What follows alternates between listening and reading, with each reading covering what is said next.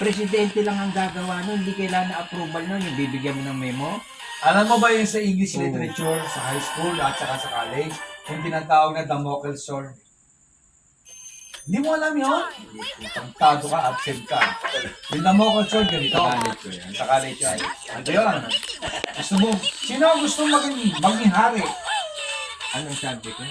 Literature. English literature. English. Sino ang gusto maging hari?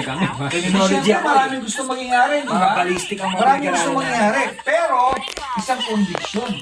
Pwede kang maging hari. Oo, ngayon hindi pwede kang maging hari. Isang kondisyon. Ano yun?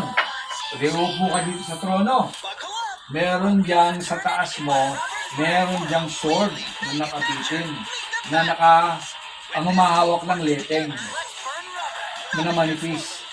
Anytime, pwedeng bumagsak yung sword na yun sa ulo mo. Pero hari ka. Pero meron nakabitin ngayon. Okay lang sa'yo. Yun ang tinatawag na Damocles sword. Kumbaga, huwag kang maghari-harihan dahil anytime, may pwedeng bumagsak yan. Yun ang tinatawag na Damocles sword. Sige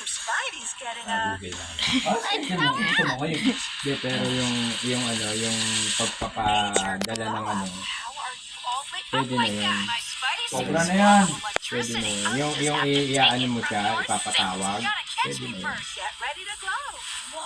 Actually, hindi mo kinakailangan kaharap yung board, yung para pag-meetingan, kaharap sila, hindi. Ayan o. Ayan o. Ayan o. Damocles sword. Ayan o. Ayan o. Basahin mo. May imminent danger lagi. Posisyon ka, nasa posisyon ka, pero may imminent danger lagi. Gusto mo ba yun yun? Kasi pare, kung tutuusin, yung board, may meeting. Hoy! Uy, Kape, kape! Master, kape. May lakad? Dati may bibili na ako. Taglita mo balik ako. Sige, sige.